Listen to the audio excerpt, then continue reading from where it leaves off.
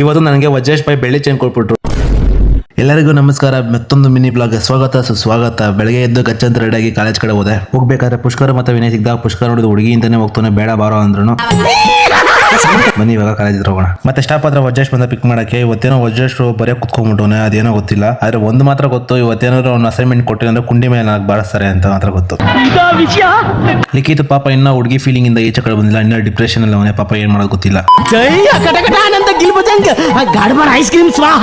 ಮತ್ತೆ ವಜೇಶ್ಗೆ close up ಒಂದು video ತೆಗ್ದೆ, ಇದಕ್ಕೊಂದು ಮ್ಯೂಸಿಕ್ ಹಾಕ್ತೀನಿ ನೋಡಿ. ಮತ್ತೆ ಬ್ರೇಕ್ ಸಿಕ್ತು. ಬ್ರೇಕ್ ಅಲ್ಲಿ ಎಲ್ಲ ತಿನ್ನಕ್ ಹೋಗ್ಬೇಕು ಅಂತ ಹೋಗ್ತಿದ್ವಿ. ಎಲ್ಲಿ ತಿನ್ನಕಂತ ಮುಂದೆ ಹೋದ್ಮೇಲೆ ಹೇಳ್ತೀನಿ ಬನ್ನಿ. ನೋಡಿ ಇಬ್ರು ಫುಲ್ ಕ್ಲೋಸ್ ಫ್ರೆಂಡ್ಸ್, ಎಲ್ಲರೂ ಜೊತೆಲೇ ಮಾಡ್ತಾರೆ, ಎಲ್ಲರೂ ಜೊತೆಲೇ ಹೋಗ್ತಾರೆ. ಅರ್ಥ ಆಯ್ತು ಅನ್ಸುತ್ತೆ.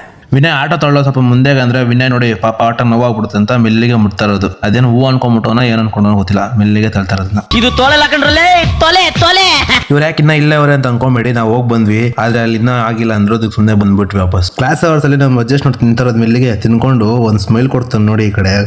ನಮ್ದು ಒಂದ್ ಇರ್ಲಿ ಅಂದ್ಬಿಟ್ಟು ನಾವು ಕುತ್ಕೊಂಡು ತಿಂತಿದ್ವಿ. ಅದು ಫಸ್ಟ್ ಬೆಂಚ್ ಅಲ್ಲಿ. ನೀವ್ ಯಾರು ಫಸ್ಟ್ ಬೆಂಚ್ ಕುತ್ಕೊಂಡು ತಿಂತೀರಾ ಕಮೆಂಟ್ ಮಾಡಿ. ನೋಡಿ ತಿನ್ನ ಸ್ಟಾರ್ಟ್ ಮಾಡಿದೀನಿ ಫಸ್ಟ್ ಬೆಂಚ್ ಅಲ್ಲಿ, ಟೀಚರ್ ಮುಂದೆ ಇದ್ರೆ. ಇವತ್ತು ನನಗೆ ವಜೇಶ್ ಭಾಯ್ ಬೆಳ್ಳಿ ಚೈನ್ ಕೊಟ್ಬಿಟ್ರು. ಬೆಳ್ಳಿ ಚೈನ್ ಕೊಟ್ಟೋಸ್ಕರ ನಾನು ವಜೇಶ್ ಭಾಯ್ ಒಂದು ಸಾಂಗ್ ಡೆಡಿಕೇಟ್ ಮಾಡ್ತೀನಿ. ಯಾವ ಸಾಂಗ್ ಅಂತ ಕೇಳಿಸ್ಕೊಳ್ಳಿ.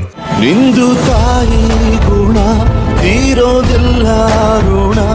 ಆದ್ರೆ ಮತ್ತೆ ವಜೇಶ್ ಚೈನ್ ಇತ್ಕೊಂಡ್ಬಿಟ್ರು. ಕೊಟ್ಟಿದ್ದ ಚೈನ್ ಮತ್ತೆ ಯಾರು ಇಸ್ಕೊಂತಾರ ಹೋಗ್ಲಿ ಹೇಳಿ. ಅದಕ್ಕೋಸ್ಕರ ವಜೇಶ್ ಒಂದು ಸಾಂಗ್ ಡೆಡಿಕೇಟ್ ಮಾಡ್ತಾ ಇದೀನಿ. ಮತ್ತೆ ಪುಷ್ಕರ್ ಲಿಖಿತ್ ಬಾಯ್ ಹೇಳಿ ಇವತ್ತಿನ ವ್ಲಾಗ್ ಏನ್ ಮಾಡ್ತಾ ಇದ್ದೀನಿ. ವಿಡಿಯೋ ಇಷ್ಟ ಲೈಕ್ ಮಾಡಿ, ತುಂಬಾ ಇಷ್ಟ ಫಾಲೋ ಮಾಡ್ಕೊಂಡು ನೆಕ್ಸ್ಟ್ ಸಿಗೋಣ. ಟಾಟಾ.